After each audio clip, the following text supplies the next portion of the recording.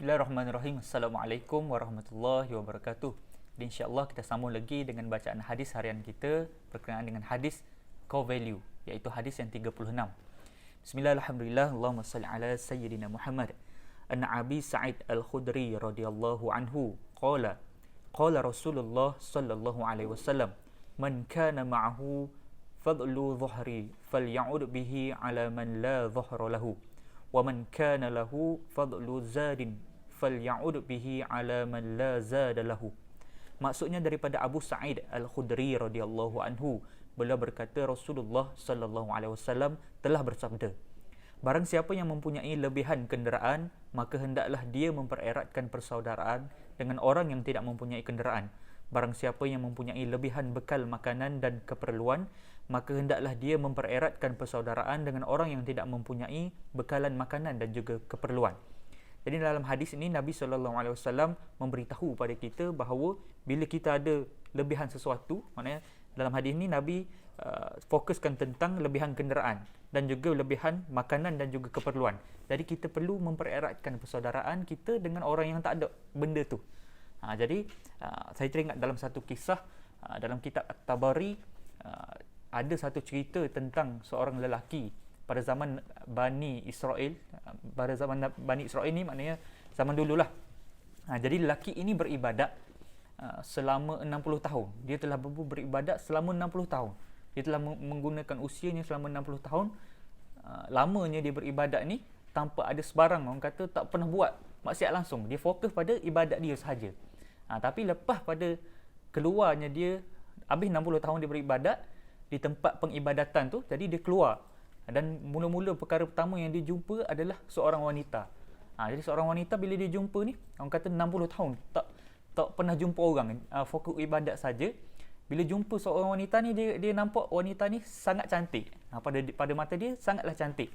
Jadi orang kata lama kelamaan lepas pada tu, maka berlakulah orang kata penzinaan antara lelaki itu dan juga seorang perempuan yang tadi yang dia jumpa ni. Jadi bila pendek ceritanya berlakunya penzinaan ni, bila telah berlaku, fitrah seorang lelaki yang tadi, yang seorang abid, seorang yang kuat beribadah selama 60 tahun ni, dia rasa gelisah dengan dosa dan juga maksiat yang dia telah lakukan tu. Jadi bila dia gelisah ni, dia jadi tak tahu, tak boleh nak fikir apa dah. Pada masa itu juga ada seorang lelaki datang untuk meminta makanan pada dia. Maknanya seorang lelaki ni sangat kelaparan, dia minta makanan daripada lelaki tadi yang tengah gelisah tadi.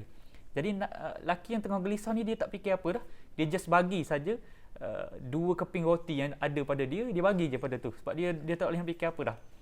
Jadi selepas pada tu, dalam keadaan dia mengharungi hidup dalam keadaan kegelisahan tu, sampailah dia meninggal dunia. Jadi bila sampai meninggal dunianya, matinya seorang yang tadi, tiba-tiba bila bangkit pada mahsyar tu, dia telah pun bila pada mahsyar ni kita buat timbangan amal, pahala dan juga dosa. Bila berlakunya pertimbangan ni, lelaki ini yang dah pun beribadah selama 60 tahun, ditimbang pahalanya berat 60 tahun tu, tapi bila ditimbang dengan dosa yang dia telah lakukan seumur hidup dia pernah buat dosa tu je. Maksudnya dosa dia berzina. Jadi bila ditimbang berat dosa tu adalah lebih berat daripada timbangan pahala selama 60 tahun dia beribadah tu. Jadi bila dalam keadaan ni dia berasa gelisah, dan bila teringat semula ada satu amal lagi yang dia tak buat, iaitu amal pahala yang dia buat, dia bagi dia bagi makanan kepada seorang yang pernah minta sebelum dia meninggal pada satu ketika di dunia tu. Jadi bila ditimbang semula, amal yang dia beri makan pada orang ni rupanya boleh berat lagi daripada dosa yang dia dah buat. Maknanya dosa berzina tu dah pun terangkat. Jadi pahala dia beri makan pada orang yang tengah kelaparan ni rupanya lebih lagi berat dia, timbangan dia. Jadi nak beritahunya kat sini, dalam keadaan kita kita relate balik dengan hadis tadi, Nabi SAW menjelaskan bila orang tak ada sesuatu, kita cuba untuk beri dia sesuatu tu. Contoh dalam hadis ni Nabi bagi tahu berkenaan dengan kenderaan, berkenaan dengan keperluan dan juga makanan. Jadi bila cerita tentang apa beza ibadah 60 tahun dengan ibadah beri makan pada orang tadi. Maknanya bezanya kat sini, ibadah 60 tahun tu adalah ibadah hablum minallah. Maknanya hubungan dengan Allah. Jadi ibadah yang berkaitan dengan bagi makan pada orang yang tengah lapar ni adalah ibadah hablum minan nas. Jadi perbezaan antara dua tu kita kena serasikan. Kita walaupun kita baik, mungkin kita baik, tak pernah tinggal sembahyang, tak pernah tinggal puasa semua tu, tapi kita juga kena buat kebaikan pada orang lain. Mana kita tahu mungkin daripada sudut kita bagi makan pada orang yang berada dalam kelaparan tu, mungkin kita meninggal lepas pada tu, kita boleh tumpang pahala yang dia buat lepas pada tu. Maknanya dia boleh hidup.